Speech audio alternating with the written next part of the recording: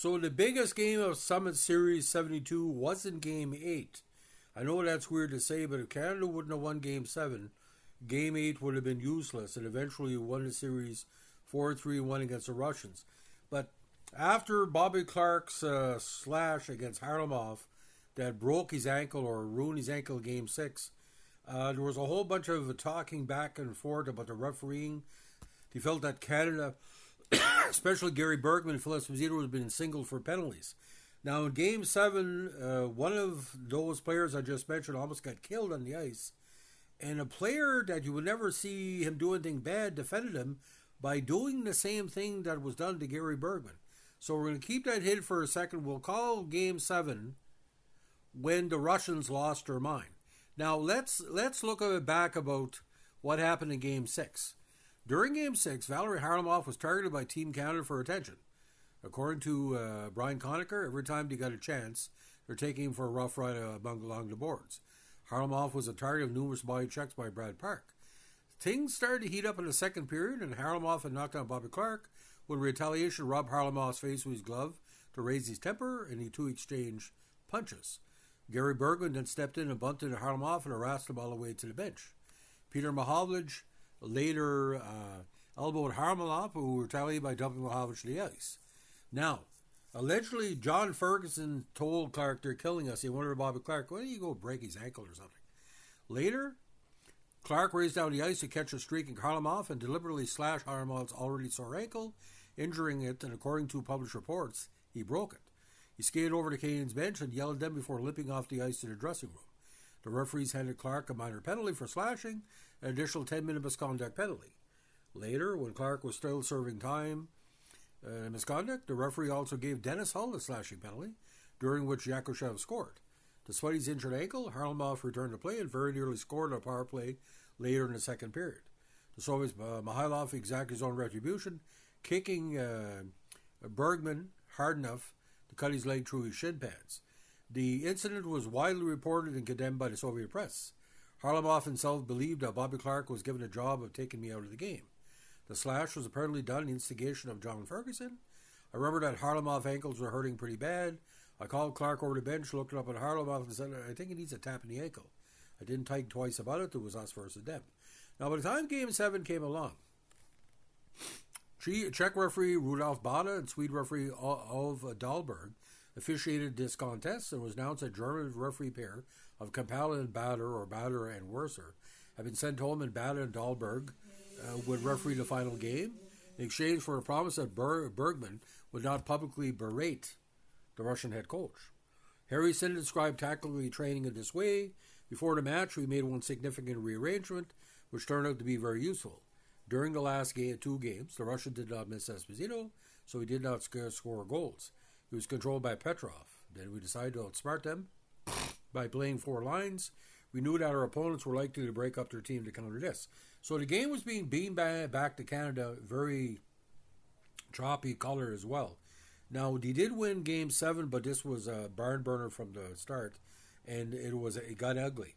In the first period, Espo scored 2 goals, while Yakushev and Petrov tallied for the Soviets, and in the first period tied 2-2. The second period eventually was scoreless, and despite that, there was good scoring chances on both sides. In the third, Roger Lebert put Canada ahead, but Yakushev scored again to tie the score 3-3. Now, at 17:54, after a major incident that we're going to talk about in a second, Henderson fooled Soviet defender Tizgankov with a pass through the Soviets' feet, then skated around him to pick up the puck and break in on Trechak. As Henderson shot and scored, Valery Vasiliev tripped Henderson and did not see his shot go in. The goal light went on and off quickly, and Team Canada rushed on the ice to congratulate Henderson before there was any doubt raised about the goal. Now, the Soviet coach Bobadov publicly blamed the loss on Tizgankov. After the contest, Henderson commented about the goal, the one that gave him the most personal satisfaction ever. He broke through several Russians to do it.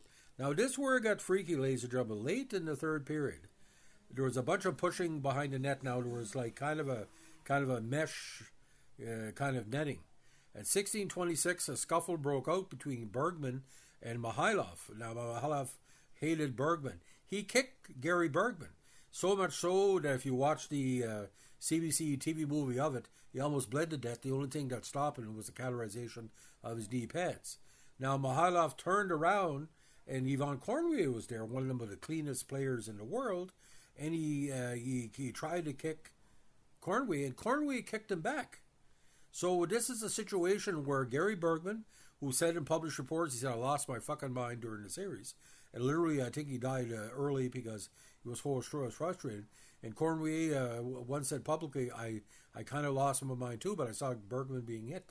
Now, in the CBC documentary, the guy who plays Gary Bergman, when he takes off his pad, the whole pad is covered in blood, and the person who's playing Harry Sinden goes out to the Canadian ambassador representative, said, show the pad, and said, look what Mikhailov did. There was no love lost for Mikhailov. Now, the video of the incident has been edited out most of the broadcast, but there's an angle, I think it was a Russian angle live, it shows the whole kicking incident. Basically, Bergman goes in, Mikhailov kicks him straight on, and then Bergman tries to kick back, then he tries to kill Cornway because he was cornered. I think Clark was on the ice and a few others. And Gary Bergman, you wouldn't think Gary Bergman was kind of the enforcer for Team Canada, but, they lost their friggin' mind. Now, the movie that was filmed at the Aiken Centre in Frankton with a very good Nova Scotia and New Brunswick movie crew kind of gives a dramatization of what may have occurred. But I saw that live as a 7-year-old, and for what I saw, Mikhailov felt cornered because there's no way he can get out. There was nobody else in the Russians. But when I said the Russians lose their mind, if I would kick in a hockey game, I would be banned in 2025, let's say modern athlete. And Gary Bergman said there's no kicking in hockey. So I can understand him trying to kick Bergman, but Yvon Cornway? Like Cornway, the road runner, I don't even remember he even got to a fight when he played. Jacques Lemaire, sometimes, he was the same type of skilled player. So ladies and gentlemen, if you have a chance, look at Game 7, either the highlights or whatever, and you'll see the angle is more towards the net and towards the mesh. But the other angle of the other camera, because it's been taken out, or maybe because of, I don't know, but Mikhailov is still alive, and he said many times, I lost my mind, stuff like that. But there were some documentaries done by the States that downplayed the incident, and the Canadian version, they've downplayed it as well. The States figured, the documentarian wasn't a big incident. This was a very big incident because it set up Game 8. See, Canada had to win 3 straight games after leading 4-1 in Game 5. Tony had a bad game. We had to win 3 straight. And don't talk about Game 8 where Alan Eagleson was almost killed. Peter Mahovlich jumped the barriers to get to him, and he was just had a hockey stick against 40 Soviet and KGB agents. It was fucking insane. Even now, 53 years later, you're a Canadian, you watch that. It's almost as like when Trump said 51st state. That's just like fucking Mikhailov kicking Bergman. You woke us up.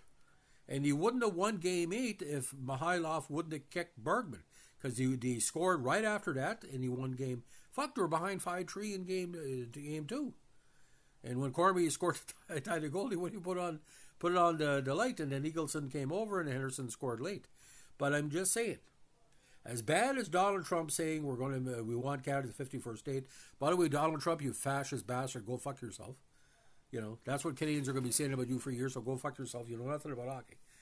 The Cold War, we're saying about winning battles. If you wanted to win in 72, you think the Russians would have taken North America seriously, could have invaded. It was us against them, and that's what we always said. Said, this is not a game, this is war, as we said. And we still have ramifications. So the veterans of 44, Juno, that were recognized this week, God bless you for their service.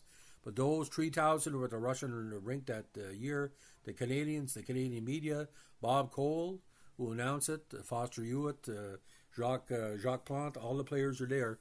Half the players are gone, but like people like Dale Talon and Mickey Redmond, Dennis Hull, all the different people that were there that are still living, you can tell you, it was a war. It was a war. There's no other way to say it. I talked to Brad Park in 2010. I said, thank you for 72. Like, he knew what I was talking about, but even a team like Jean Bretel and Cornway, like, Rod Gilbert got to a fight with one of the Russians in Game 8. Rod Gilbert, of all people. Rod Gilbert, the lover of the New York Rangers. It was a freaky time. But Mikhailov, if any of your family or friends could hear this, next time you want to kick somebody, come and see me. I'm gonna go back in the fucking DeLorean. I'll hide as a Canadian usher playing he's a Russian. If we could have slashed your throat that night, we would have done it. You're still hated in Canada. There's no kicking in hockey, you fucking idiot. Just like Trump, there's no way you're going to take over Canada. There's no kicking in hockey. So, go Canada, go. If you like what we're doing with our Summit 72 podcast, let us know with a like, comment, subscribe, or share. And if you're American on this channel that likes Donald Trump, I don't want you to channel anymore. Give me a dirty comment and I can block you, but block yourself. I don't want you to fucking channel. I'm trying to wean off all the Trump supporters on his channel, so you'll be one less. I don't give a fuck. It's my channel. If you don't like it, go fuck yourself. Go someplace else. But go be Hitler-esque cultist someplace else. This is Canada. This podcast is Canada. Ain't the States. Now fuck off. If you're Canadians, you can stay. I'll get you a donut. Have a good one. Bye.